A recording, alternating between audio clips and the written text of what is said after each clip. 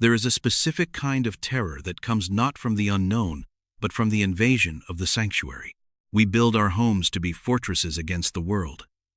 Thick walls to keep out the cold, locks to keep out the intruders, and lights to banish the darkness. But what happens when the intruder is already inside? What happens when the walls do not protect you, but rather imprison you with something that defies all logic, all science, and all reason? This is not a campfire tale spun from rumors and folklore. This is a story grounded in police reports, medical examinations, clergy testimony, and the harrowing, sworn affidavits of a working-class family who endured a 15-year siege against forces of darkness that most of us pray do not exist. Welcome to Nocturnal Ledger. To understand the nightmare of the Smurl family, we must first look at the setting. The year was 1972. The location was West Pittston, Pennsylvania, a quiet, tight-knit borough nestled along the Susquehanna River.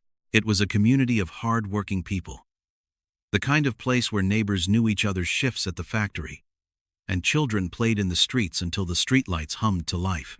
However, in June of that year, Hurricane Agnes tore through the region. The Susquehanna swelled and burst its banks, drowning the valley in a catastrophic flood.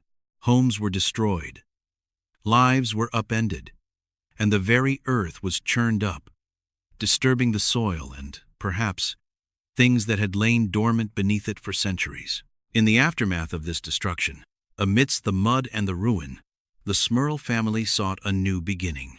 In 1973, Jack and Janet Smurl, a young, devoutly Catholic couple, purchased a duplex at 328 to 330 Chase Street. It was a modest, white-framed house, a fixer-upper that had been damaged by the floodwaters, but held the promise of a multi-generational home. Jack and Janet, along with their young daughters, Dawn and Heather, moved into one half of the duplex. Jack's parents, John and Mary Smurl, moved into the other half. It was the realization of the American dream family living close, supporting one another, rebuilding after the disaster. But within those walls, the dream would slowly, methodically, rot into a nightmare. For the first 18 months, life on Chase Street was mundane. It was filled with the sounds of renovation, the smell of fresh paint, and the laughter of children. But looking back, the family would recall subtle anomalies, things they dismissed as the quirks of an old, flood-damaged house. Tools would vanish from where Jack had set them down, only to reappear in bizarre locations or not at all. A stain appeared on a carpet that Janet had scrubbed clean, a stain that smelled faintly of smoke, which would return no matter how many times it was removed. They blamed the dampness. They blamed their own forgetfulness. The human mind is wired to rationalize the impossible, to stitch together a logical reality even when the fabric is tearing. The true siege began in 1974. It did not start with a scream, but with a whisper. A scratching sound, rhythmic and persistent, began to emanate from inside the walls. It sounded like rats, or perhaps raccoons, seeking shelter from the Pennsylvania cold. Jack, a pragmatic man, tore away sections of the drywall, expecting to find a nest of rodents. He found nothing. No droppings, no claw marks, no entry points. Yet, as soon as he sealed the wall, the scratching returned, louder this time, mocking his efforts. Then came the footsteps. At first, they were faint, the sound of someone pacing on the floorboards in the attic or the hallway when everyone was accounted for in their beds. Soon, the pacing turned into stomping. Heavy, booted footsteps would thunder down the stairs, shaking the light fixtures, only to stop abruptly at the bottom. When Jack or his father John would rush to investigate, bat in hand, they would find the staircase empty. The air, however, would be freezing cold, a localized pocket of Arctic air in a heated house, and the faint, copper tang of blood would hang in the atmosphere. By 1975, the entity, or entities, grew bolder. The auditory hallucinations escalated into visual manifestations. The family began to see shadows that did not obey the laws of physics. Black masses, darker than the night around them, would form in the corners of the rooms. They were not shapeless clouds, they had density, a gravitational pull that made the hair on one's arms stand up. Janet was the first to hear her name called. A disembodied voice, sometimes guttural and masculine, sometimes mimicking the voice of a family member, would whisper Janet from the empty air. The psychological toll of living in a haunted house is often overlooked in favor of the jump scares. But consider the exhaustion. Sleep became a luxury the Smurls could not afford, night after night. They were awakened by loud banging, by the sound of furniture being dragged across the floor, by the terrifying sensation of being watched. They were prisoners in their own home, sleep-deprived and terrified, yet they told no one. Who would believe them? To admit that your house is haunted is to invite ridicule, to be labeled unstable. So they endured. The activity shifted from harassment to destruction. In the kitchen, a brand new toaster caught fire spontaneously, the cord unplugged. Water pipes would burst, flooding the bathroom. Yet when plumbers arrived, they could find no leaks, no corrosion, no cause. Scratches appeared on the newly painted woodwork, gouges that looked as if they had been made by the talons of a large beast. It was in 1977 that the haunting turned violent. The physical attacks began with the family dog, a German shepherd, an animal known for its courage and protective instincts. The dog became terrified of the house. It would cower in the yard, refusing to enter. When forced inside, it would growl at empty corners, its hackles raised, backing away from an unseen predator. One evening, the family watched in horror as the 75-pound animal was lifted into the air by invisible hands and hurled violently against the wall. The dog was never the same after that, a broken creature living in constant fear.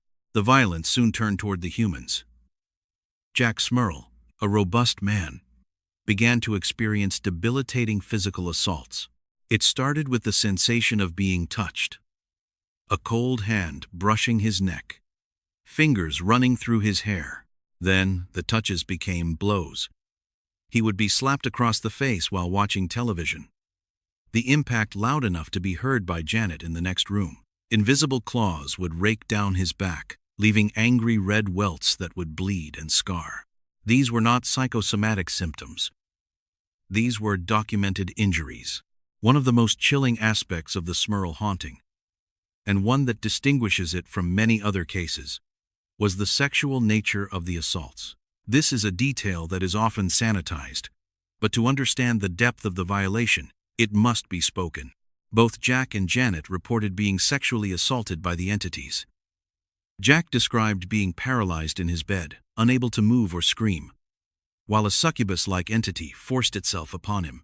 He described the sensation of a scaly, cold body, the smell of rotting meat and sulfur overwhelming his senses. Janet, too, was subjected to these horrors, pinned to her bed by a heavy, unseen weight, molested by forces she could not fight.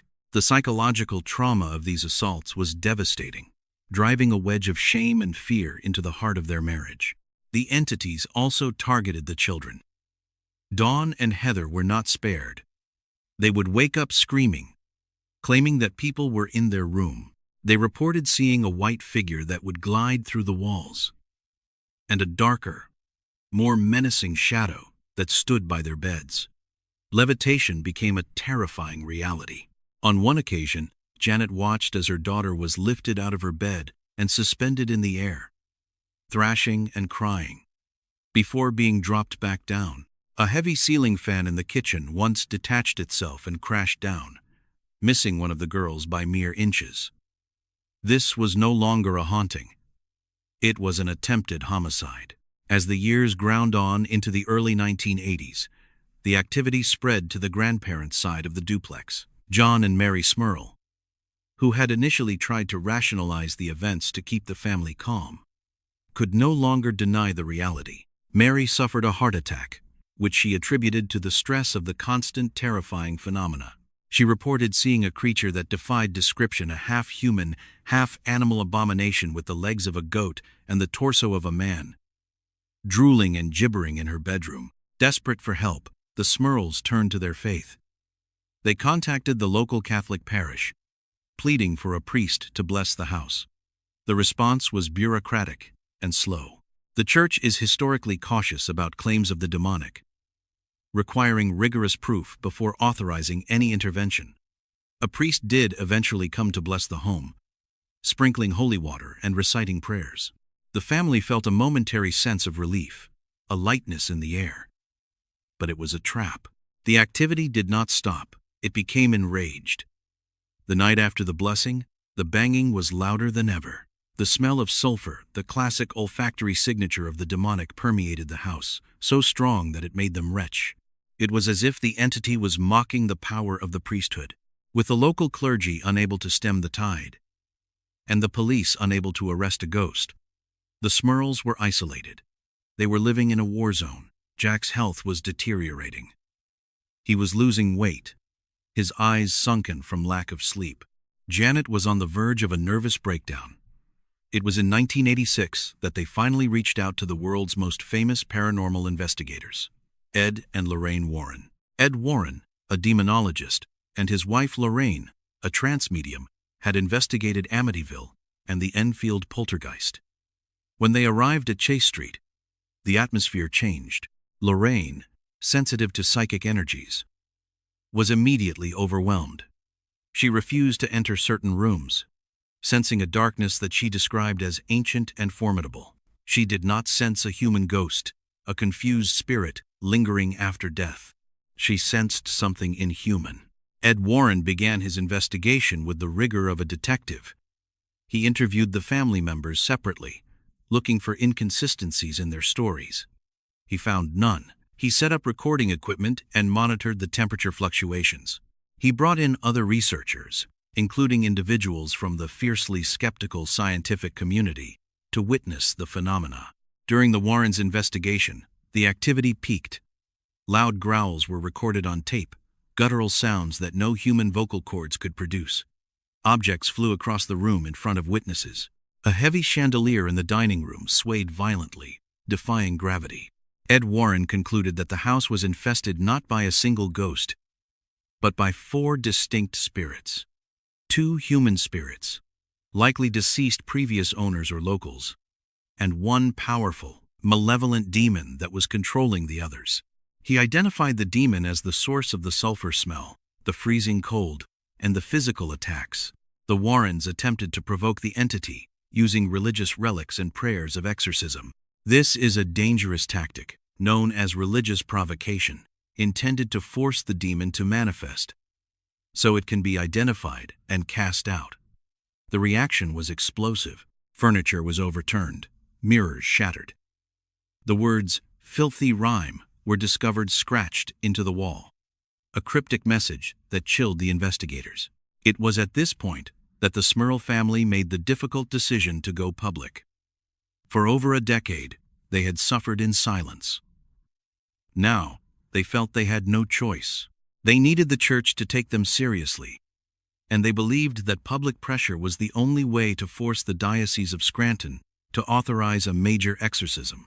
They sat for a press conference. The media circus that followed was a different kind of horror.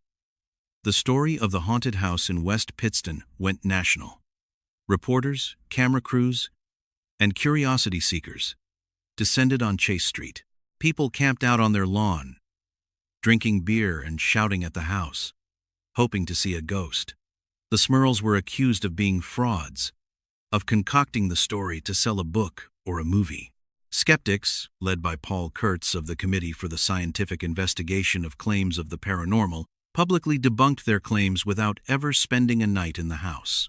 They attributed the noises to settling foundations and the hallucinations to mass hysteria or brain disorders. They dissected the family's financial struggles, suggesting a monetary motive. This public scrutiny added a layer of humiliation to the family's terror. They were victims of a supernatural assault, and now they were victims of a cynical public. Yet the documentation continued to pile up. A Roman Catholic priest, Father Alphonsus Trebold, a theologian and exorcist from St. Bonaventure University, spent time in the home and stated unequivocally that the activity was demonic in nature. He witnessed the movement of objects and the terrifying drop in temperature. He saw the terror in the children's eyes, a terror that no child could feign so consistently for so long. The most terrifying realization for the Smurls came when they tried to escape. They believed, as many do, that the haunting was tied to the location that 328 Chase Street was the problem. They packed their bags and went on a camping trip to the Poconos, desperate for a weekend of peace. They set up their camper in a quiet, wooded area, miles away from West Pittston. But the darkness followed them. As they sat by the campfire, the familiar banging began on the side of their camper. The heavy, rhythmic thuds that had tormented them at home echoed through the woods. The temperature inside the camper plummeted. They heard the growls from the darkness of the trees. It was a crushing revelation. The house was not haunted. They were haunted. The attachment was not to the building, but to the family itself. The demon had latched onto them, feeding on their fear, their despair, and their faith. There was no running away. By late 1986, the situation was critical. The Diocese of Scranton, under immense pressure, finally intervened, though they stopped short of a formal, solemn exorcism initially. They performed a series of deliverance prayers and masses in the home. The family gathered, clutching rosaries, while priests chanted the ancient rites designed to expel evil. The house seemed to fight back. The walls groaned, the pipes rattled, and the air grew heavy and suffocating. But slowly, the activity began to subside, or so they thought. The lull was temporary. The activity returned, perhaps less violent, but still present. It was a war of attrition. The Smurls realized they could never truly be at peace in that house. The memories of the assaults, the visuals of the black masses, and the stain of the demonic presence had tainted the home forever. In 1987, the Smurl family finally moved out of the duplex on Chase Street. They left behind the place that had been their home and their prison for nearly 15 years. They moved to a new town, keeping their location secret to avoid the press and the curiosity seekers. The aftermath of the haunting was a long road to recovery. Jack and Janet wrote a book, The Haunted, with the help of authors Ed and Lorraine Warren and Robert Curran, to tell their side of the story, to put the truth on record against the skeptics. A television movie was made, bringing their story to millions. But for the family, the cameras and the books were secondary to the healing. They required years of spiritual counseling and psychological support to process the trauma. The skeptics remain, of course. They point to the lack of scientific proof, demanding physical evidence in a jar. But how does one bottle a drop in temperature? How does one capture a smell of sulfur that vanishes as quickly as it appears? The evidence lies in the sheer volume of testimony. It lies in the police reports filed by officers who heard the banging themselves. It lies in the medical records of the scratches and bites. It lies in the corroboration of neighbors who heard the screams and the thuds from their own homes. What happened on Chase Street remains one of the most well-documented cases of demonic infestation in American history. It challenges our understanding of reality. It forces us to confront the possibility that we are not alone in this world, that there are layers of existence that overlap with ours, inhabited by intelligences that are hostile to human life. The Smurl family survived. They stayed together, their faith shaken but not broken. But the questions linger. What was it that was disturbed in the flood of 1972? Why was this specific family targeted with such ferocity?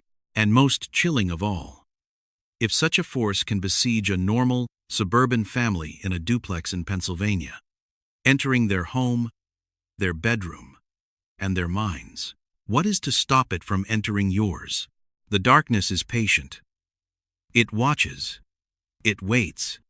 And as the Smurls learned, sometimes locks and walls are nothing but illusions of safety. This has been a file from the Nocturnal Ledger. Sleep well, if you can.